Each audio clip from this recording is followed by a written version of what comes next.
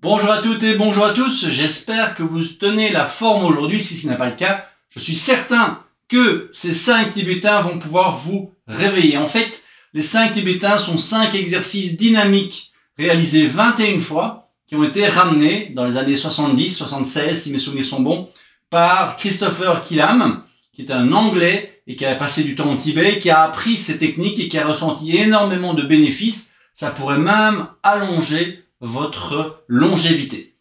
Ces 5 exercices, aujourd'hui, je voulais vous les présenter de manière très lente pour pouvoir maîtriser l'exercice. On va le faire 6 fois et pas 21 fois. Évidemment, si c'est quelque chose qui vous intéresse, je vous invite à aller plus loin et à vous intéresser aux 5 tibétains. Il y a des livres, il y a des sites qui vous permettent de mieux comprendre l'intérêt et de pouvoir petit à petit progresser dans ces 5 exercices. Le premier se fait debout. Et donc pour le premier tibétain, veillez à avoir un espace suffisamment grand et aller doucement parce que pour certaines personnes, ça pourrait faire un peu tourner la tête, non pas de ma faute, mais par effectivement les effets de cet exercice. Donc vous allez tourner dans le sens des aiguilles d'une montre et vous allez faire 6 fois 360 degrés. Vous avez les bras tendus sur les côtés. Et nous allons tourner ensemble. 1. Alors, ceux et celles qui pourraient avoir la tête qui tourne, je vais vous inviter à fixer un point. Donc là, par exemple, fixez peut-être la bibliothèque qui est derrière moi, si vous regardez l'écran, et vous allez tourner.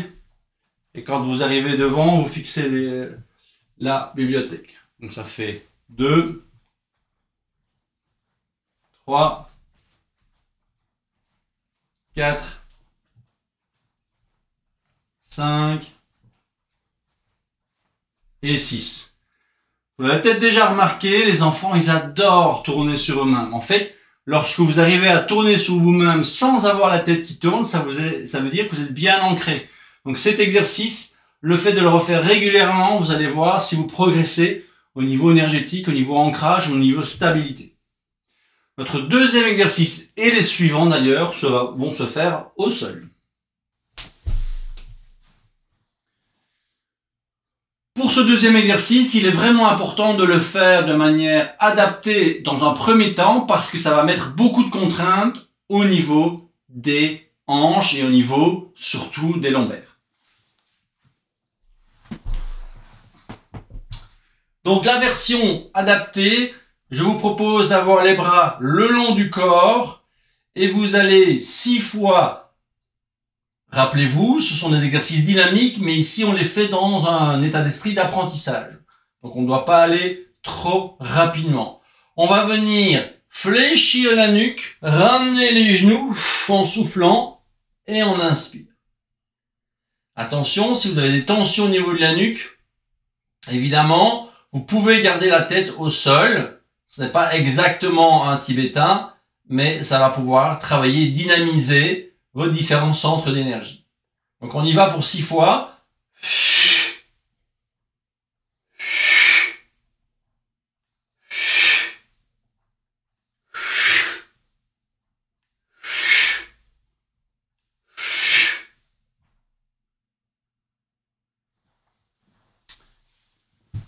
Notre troisième exercice se fera à genoux.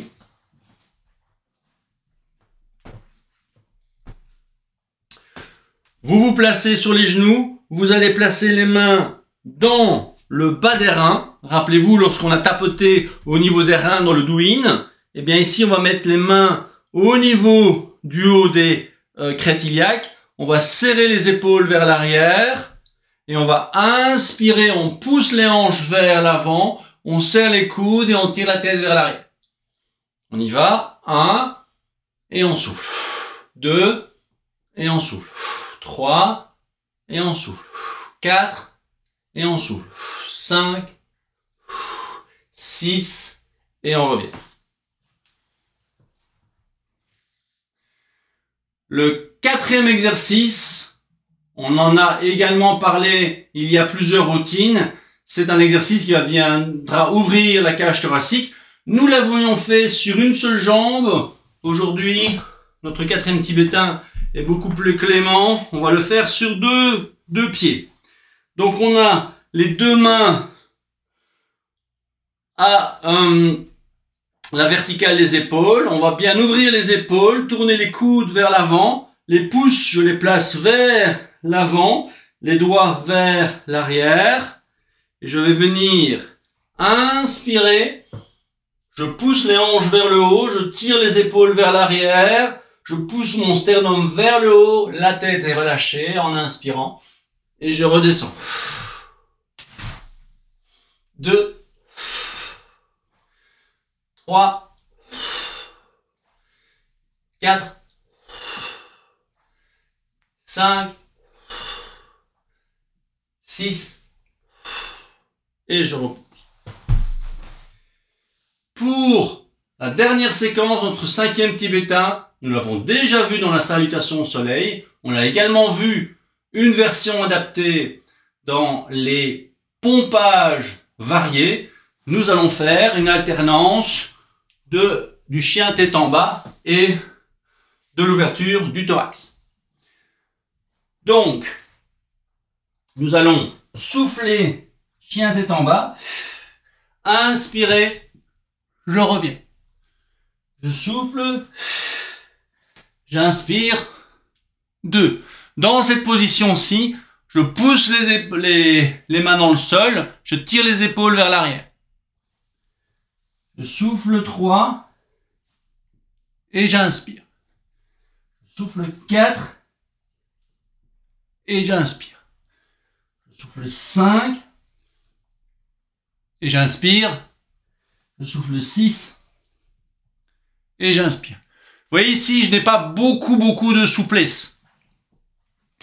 En fait, pour être tout à fait honnête avec vous, il y a quelques jours, j'ai eu une crise au niveau des intestins. Les intestins sont très liés avec les muscles du dos. Donc chez moi, c'est mon talon d'Achille.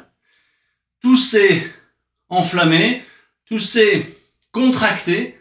Et donc, vous voyez que même en ayant le bas du dos contracté, eh bien, je peux travailler dans mes limites du jour. Ça ira beaucoup mieux d'ici une semaine. Dans mes limites du jour, je vais pouvoir le travailler. Je n'ai pas autant de souplesse que d'habitude. Ça n'est pas grave. Si vous avez eu l'occasion de voir le podcast numéro 92 avec Mae de Boer, vous l'aurez entendu dire que si je ne fais rien, il n'y a rien qui se passe.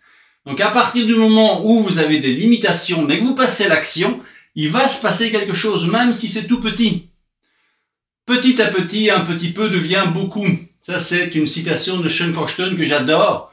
Petit à petit, un petit peu devient beaucoup. J'en ai parlé dans la masterclass de lancement de ce défi. Petit à petit, un petit peu deviendra beaucoup.